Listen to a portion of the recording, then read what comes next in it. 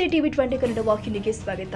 ಕಾರ್ಯಾಚರಣೆಗಳಿದ್ದ ಸಾರಿಗೆ ಬಸ್ ಮೇಲೆ ಅನಾಮಿಕರಿಂದ ಕಲ್ಲು ಎಸೆತದಿಂದ ಸಾರಿಗೆ ಬಸ್ ಗ್ಲಾಸ್ ಸಂಪೂರ್ಣ ಜಖಮಾಗಿರುವ ಘಟನೆ ಜರುಗಿದೆ. ಹುಬ್ಬಳ್ಳಿಯಿಂದ ಹೊಸಪೇಟೆಗೆ ಹೊರಟಿದ್ದ ಬಸ್ ಹುಬ್ಬಳ್ಳಿಯ ಬೈಪಾಸ್ ಬಳಿ ಅನಾಮಿಕರು ಕಲ್ಲೆಸೆದಿದ್ದಾರೆ. ನಂತರ ಗದಗ ನಿಲ್ದಾಣದಲ್ಲಿ ಬಸ್ ನಿಲ್ಲಿಸಿ ಡ್ರೈವರ್ ಮೇಲಧಿಕಾರಿಗಳಿಗೆ ಮಾಹಿತಿ ನೀಡಿದ್ದಾರೆ. ಪ್ರಯಾಣಿಕರನ್ನ ಗದಗ ಬಸ್ ನಿಲ್ದಾಣದಲ್ಲೇ ಇಳಿಸಿದ್ರಿಂದ ಪ್ರಯಾಣಿಕರು ಪರದಾಡಿದ್ರು.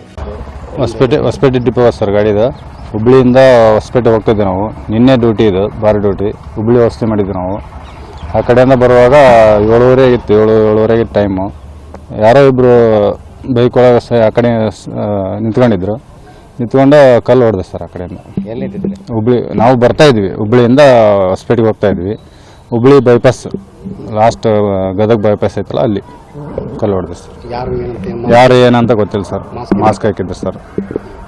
ಏನು ಮಾಡಿದ್ರಿ ಏಕೈಕ ಬಸ್ ಬರೋ ಮುಂದೆ? ಹಾಂ, ಏಕೈಕೆ ಹೊಡೆದೆ ಸರ್ ಅವರು. ಬಸ್ ಬರೋ ಒಂದು ನಂದು 40-45 ಸ್ಪೀಡ್ ಇತ್ತು ಗಾಡಿ. ಹೆಂಗೆ ಏನು ತೊಗೊಂಡು? ಕಲ್ಲು ತೊಗೊಂಡು ಹೊಡೆದೆ ಸರ್. ಹೌದು ಸರ್, ಸ್ವಲ್ಪ ಸ್ಪೀಡ್ ಇದ್ರೆ ಗಾಡಿ ನನಗೆ ಬೀಳ್ತಿದ್ದಿಲ್ಲ, ಪ್ಯಾಸೆಂಜರಿಗೆ ಬೀಳ್ತಿತ್ತು.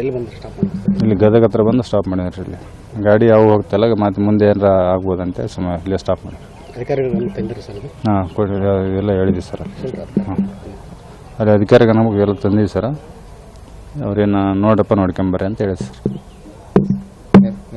ರವಿ ಸರ್. ಅಂದ್ರೆ ಅಧಿಕಾರಿಗಳು ಏನಾದ್ರು ಫೋರ್ಸ್ ಮಾಡ್ತಾರೆ ಸರ್ ಹೋಗ್ಲೇಬೇಕಂತ ಹೇಳಿಲ್ರಿ. ನೋಡ್ಕೊಂಡು ನಿಮ್ಮ ಸೇಫ್ಟಿ ನೋಡ್ಕೊಂಬರ್ರಿ ಅಂತ ಹೇಳಿರಿ ಸರ್ ಅವ್ರು.